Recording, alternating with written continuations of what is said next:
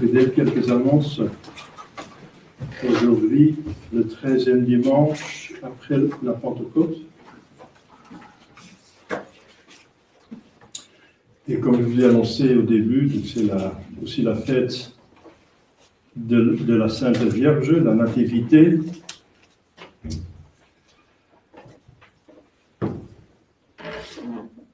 Lundi de la Férie, mémoire de Saint Gorgon martyr, mardi Saint Nicolas de Tolentino, confesseur, mercredi de la Férie, mémoire de Saint Prote et Hyacinthe martyr, jeudi fête du Saint Nom de Marie, c'est normal qu'après la naissance, il y a le nom, on donne un nom à l'enfant qui est né, donc le 8 c'est son anniversaire, donc sa nativité, et le tout 12 c'est le Saint Nom de Marie.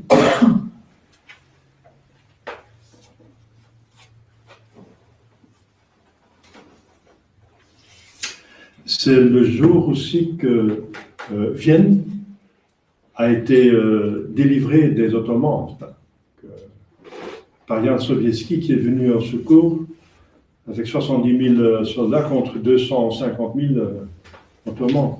On avait encore la Sainte Vierge. Et c'est pour ça que le pape, pour fêter ses victoires, qui a protégé toute l'Europe de l'invasion islamiste, donc il a institué cette fête attribuée à Marie. 13, donc le vendredi de la Férie, et 14 septembre, exaltation de la Sainte Croix. Normalement, le jour après, c'est Notre-Dame de ses douleurs, mais puisque ça tombe un dimanche, donc il y a une mémoire, Notre-Dame de ses douleurs. Donc après l'exaltation de la Sainte Croix, il y a le célèbre de la Sainte Vierge, puisque la Sainte Vierge est toujours là avec Jésus, couronnant Christ. Donc la croix de Jésus, la Sainte Vierge et ses douleurs sont deux fêtes qui vont de pair. Donc dimanche prochain, 14e dimanche après la Pentecôte, avec le mémoire de Notre-Dame de ses douleurs. Voilà. Donc on a inversé les horaires provisoirement, n'est-ce pas, normalement pour éviter des problèmes avec la location dans laquelle nous sommes. Vous connaissez les détails, je ne vais pas les répéter, ça vaut pas la peine. En ce cas, ça ne vous a pas empêché de venir, je vois. Au nom du Père et du Fils et du Saint-Esprit, ainsi soit-il. Chers fidèles, dans cet évangile, on voit encore un enseignement très riche, plusieurs aspects. Jésus fait donc des miracles, ou disons un miracle en groupe. Il est guéri, en même temps 10 lépreux. Et ce n'est pas rien parce que la lèpre était considérée comme incurable, en tout cas à l'époque. Jésus était donc sur la frontière, donc entre la Samarie et la Galilée, donc plutôt au nord de la Palestine. Parce qu'il y a un Samaritain parmi les 10 lépreux. Et les lépreux qui ont entendu parler de Jésus, qu'il guérissait tous les malades, l'Évangile dit sur plusieurs lieux qu'il guérissait tous les malades et qu'il chassait tous les démons. Donc c'est une grâce extraordinaire. Je dis extraordinaire parce qu'à Lourdes, pas tous les malades sont guéris. Il y en a qui sont guéris toutes les années, mais pas tous. Mais là, Jésus a guéri tous les malades comme un extra, quoi. C'est aussi extra que Dieu se fait homme et vit parmi nous. C'est extraordinaire. Il n'y a que 33 ans que Dieu a vécu parmi nous, comment? Et 3 ans publics. Donc là, il a donné le maximum de ce qu'il pouvait donner. Avec but justement parce qu'il va fonder l'Église. L'Église qui est tout à fait contraire à l'esprit du monde, qui est sous l'emprise du diable. Et maintenant, il fallait livrer les hommes, installer le royaume de Dieu sur terre. Convertissez-vous parce que le royaume des cieux est proche. Alors, il y a donc les lépreux qui ont entendu cette réputation de Jésus et ils ont su qu'il est là. Il habitait à part parce que si on contractait la lèpre qui était contagieuse et très, très méchante, qui est mortelle, on mettait les lépreux obligatoirement à part. C'était dans la loi de Moïse, reçu par Moïse de Javé, de Dieu même. Donc Jésus est appelé de loin. C'est pour ça qu'il a marqué de loin, parce qu'il n'avait pas la permission de se rapprocher des autres personnes qui étaient donc en bonne santé. Il devait se tenir à l'écart pour éviter la contamination. Alors de long, il criait. Ils levaient la voix ensemble, donc c'est une prière collective. Jésus précepteur, ça veut dire chef, maître, rabbi, hein, donc, maître, miserere nostri, ayez pitié de nous. Là déjà, on voit la confiance totale qu'ils ont en Jésus. Et ensemble, l'Église nous enseigne, c'est l'occasion d'en parler, qu'il y a des prières qui sont spécialement plus exaucées que d'autres prières. Et c'est parce que toute prière, si elle est bien faite, elle est exaucée. Il faut prier de toute façon. Mais il y a des manières de prier qui sont plus efficaces que d'autres. Et ici, un exemple, ça veut dire la prière en commun. Jésus lui-même dit plusieurs fois, s'il y en a deux ou plus qui demandent quelque chose en mon nom, donc qui demandent quelque chose à moi ou à mon Père, en mon nom, il sera exaucé. Voilà. Deux ou plus qui demandent la même chose.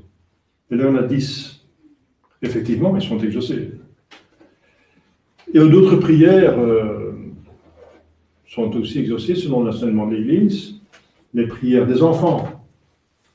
Pourquoi les prières des enfants sont plus exaucées? Parce que les enfants ont moins péché que les adultes.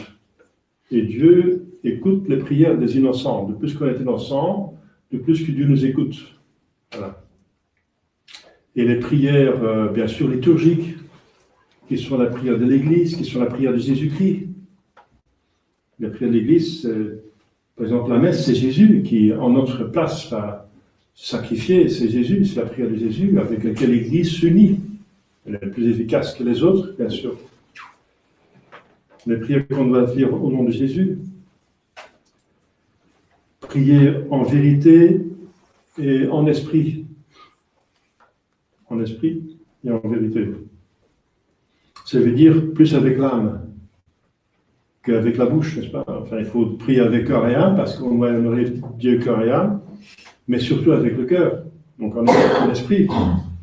Donc la méditation est une prière plus intime qu'une prière vocale, parce qu'avec la méditation, on est plus avec son âme vers Dieu, et la prière est spécifiquement, essentiellement, une élévation de l'âme à Dieu, donc de l'âme, pas du corps. Dieu est esprit, donc il convient qu'un esprit s'unit à un esprit. Donc c'est l'âme qui s'unit à Dieu, pas notre corps. Notre corps s'unit donc immédiatement par notre âme, mais pas immédiatement. Voilà, alors ils ont donc une foi et une confiance, et c'est une prière humble, et avec confiance et avec instance. Et quand Jésus les a vus, il disait, allez et montrez-vous aux prêtres. Ça, c'est assez curieux, parce que Jésus aurait pu dire, voilà, je vous guéris, et il s'était guéri. Comme par une parole ou un touchement, il guérit les autres maladies.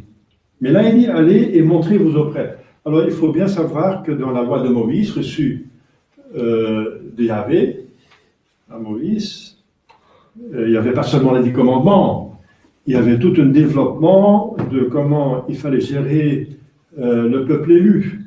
C'était une théocratie qui marchait très bien.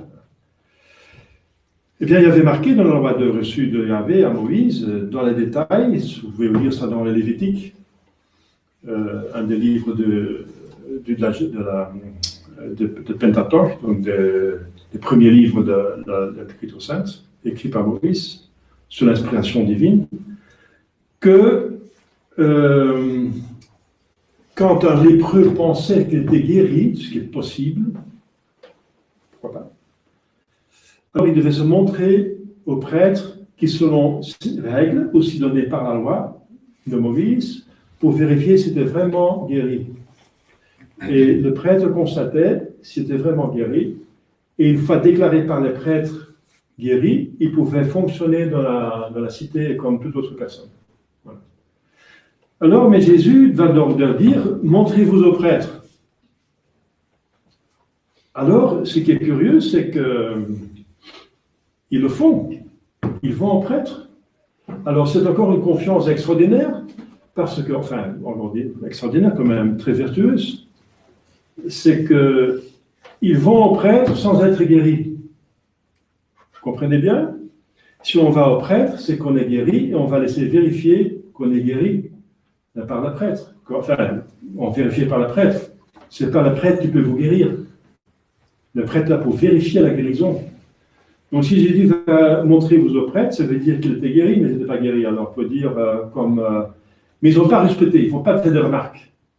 Ils ont juste obéi, et ils étaient absolument exaucés, récompensés pour leur obéissance en toute foi.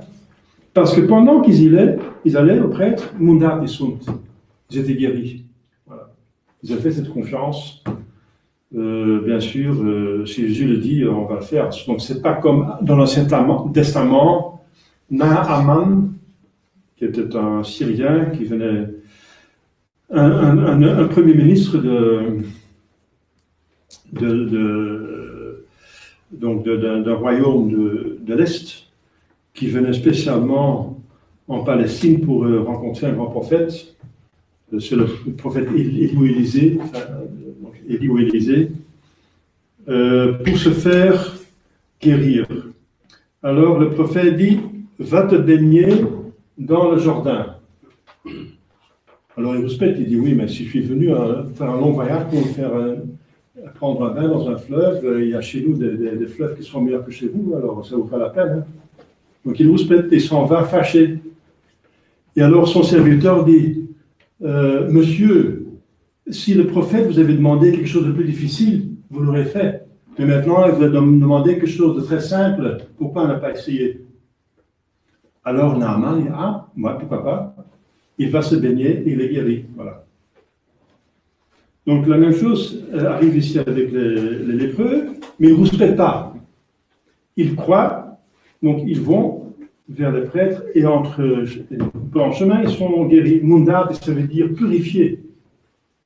Ça veut dire que la léproserie, c'était considéré par eux comme une maladie, mais aussi comme une saleté, n'est-ce pas? Mundat, ils sont aussi, l'Évangile en profite pour montrer que toute maladie, finalement, signifie une maladie de l'âme. Parce que toutes les maladies sont entrées dans le monde par le péché. Avant le péché de l'Orient, il n'y avait pas de maladie. Toutes les maladies sont la suite du péché. Mais toutes les maladies montrent la laideur de certaines espèces de péchés. Donc la lèpre du cœur, c'est ce qui se passe dans l'âme en état de péché mortel. Le péché mortel, c'est la lèpre de l'âme. Donc, mundat, ils étaient purifiés, ça veut dire guéris.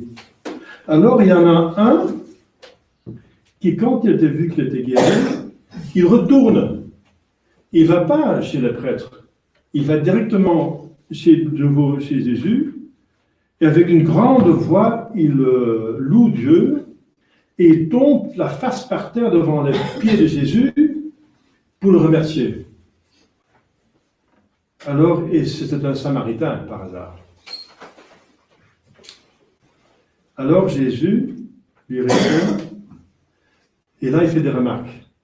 Ça veut dire que Jésus est touché par un vice, que ça lui déplaît grandement, parce qu'il fait 2 fois la remarque. Il dit, est-ce qu'il n'y en a pas 10 qui sont guéris? Alors, où sont les 9 autres? On pourra dire oui, mais les vôtres vont d'abord obéir, ils vont aller voir les prêtres, comme Jésus a demandé, puis ils vont revenir. Non, ils ne sont pas revenus. Puisque sinon, Jésus qui sait tout, en tant que Dieu et prophète, il n'aurait pas fait la remarque. Ça veut dire qu'ils ne sont pas venus du tout. Alors, non est inventus, on n'a pas trouvé quelqu'un qui rend gloire à Dieu, sauf cet étranger, ce Samaritain. Pour un juif, c'est un étranger. Alors, il faut remarquer que Jésus dit gloire à Dieu. Le Samaritain est tombé face par terre devant les pieds de Jésus et rend grâce à Jésus. Et Jésus dit gloire à Dieu. Ça veut dire que c'est déjà une indication que cet homme croit quelque part que Jésus, en tout cas, c'est un homme de Dieu ou bien il est Dieu. Il ne dit pas comme l'ange, l'ange de l'Apocalypse qui dit levez-toi parce que je ne suis pas Dieu. Donc, moi je suis qu'un ange, ou Raphaël à Tobie, lève-toi, je ne suis qu'un ange, adore Dieu. Si on s'agenouille devant quelqu'un qui est un homme de Dieu, il ne va pas supporter qu'on adore. Il dit, moi je suis qu'un homme, c'est pas adorer le bon Dieu, mais là Jésus ne dit pas ça, puisqu'il est Dieu. Alors, mais ça veut dire que cet homme, il a quand même une foi extraordinaire. Et alors, Jésus dit la chose finalement la plus importante, il guérit l'âme, qui est beaucoup plus importante que le corps. Il dit, va, parce que ta foi t'a sauvé.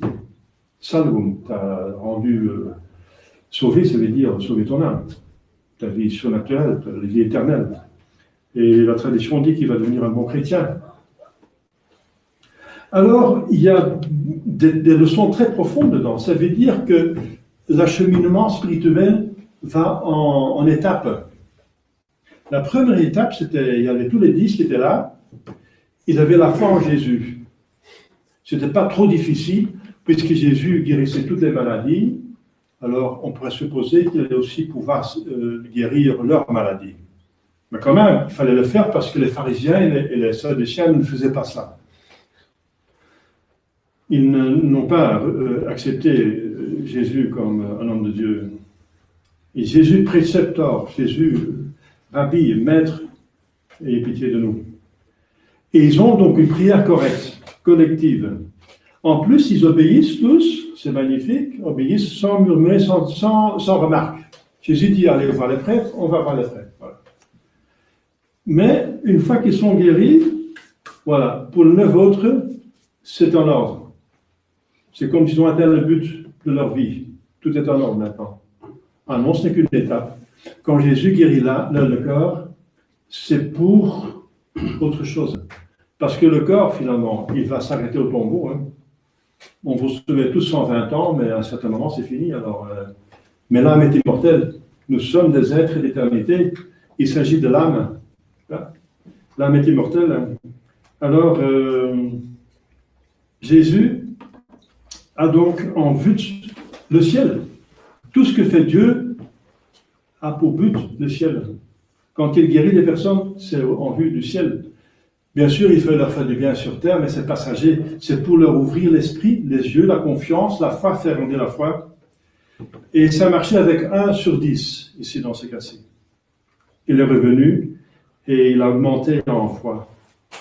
Ceci veut dire que, comme je viens de dire, la vie spirituelle va en palier et qu'on peut aller sur une marche plus haute si on est bien assis sur la marche qui est en dessous.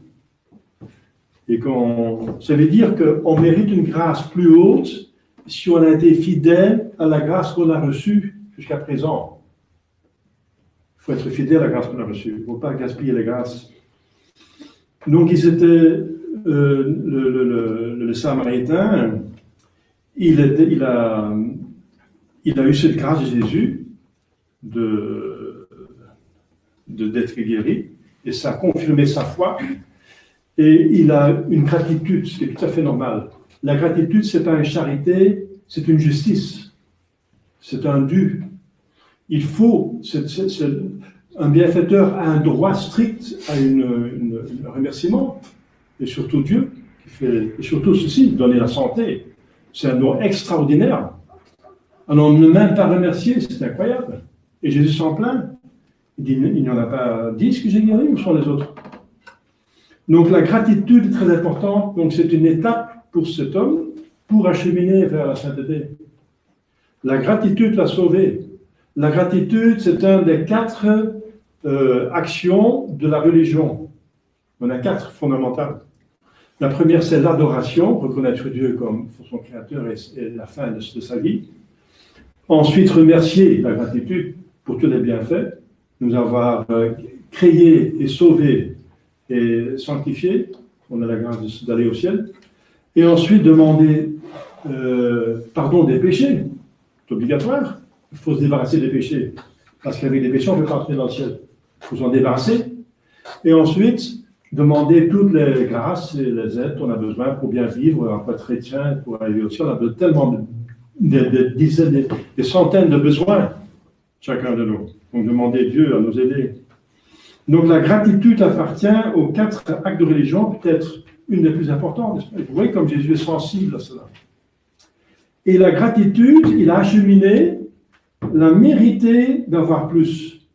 Il a eu la foi en Jésus comme homme de Dieu et comme finalement Dieu, parce qu'il adore Dieu. Il se met plat devant lui en adoration et il le remercie. Et Jésus dit, il y en a un seulement qui est venu rendre gloire à Dieu. Donc, on voit que cet homme peut avoir la foi dans la divinité de Jésus-Christ, qui est extraordinaire, que les pharisiens et les sadducéens n'ont pas eu. Ils ont refusé de croire en la divinité de Jésus-Christ. Ils l'ont même condamné à mort parce qu'ils se disaient Dieu. C'est la cause pourquoi c'est le titre de sa condamnation, qui se dit Dieu. Mais il est Dieu. Il prouve qu'il a prouvé qu'il est Dieu par ses miracles. Et alors, voilà, donc votre foi vous a sauvé. Ça, vous me savez dire la béatitude, le salut de l'âme. Ce n'est pas seulement du corps, mais de l'âme. Votre foi vous a sauvé. Ça veut dire qu'il obtient la rémission de ses péchés.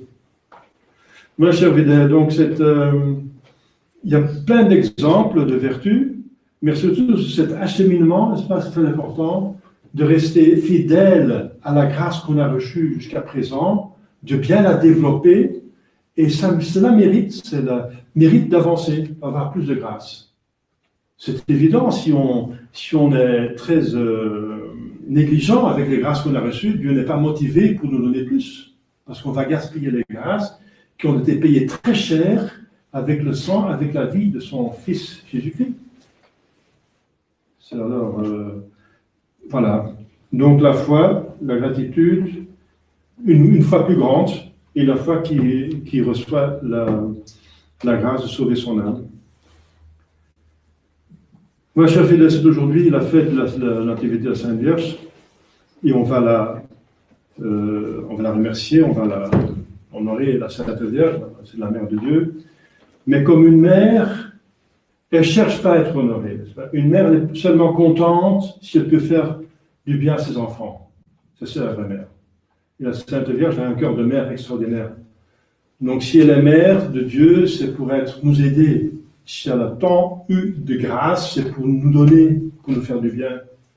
Demandons à la Sainte Vierge, tout en honorant sa nativité, on est content, n'est-ce pas, que la Sainte Vierge est née. Qu'il y a une femme qui était digne d'être la mère de Jésus-Christ, qu'on a mérité. Enfin, de cette façon, notre Seigneur, c'est par la Sainte Vierge qu'il est venu. Donc, demandons-lui de bien comprendre cet mystère, d'être fidèle à toutes les grâces qu'on reçoit, de bien les utiliser, et comme ça d'acheminer. Voilà. C'est un secret de sainteté, n'est-ce pas, de rester fidèle aux grâces qu'on a pour en recevoir d'autres, et comme ça faire son salut. Au nom du Père et du Fils et du Saint-Esprit, ainsi soit.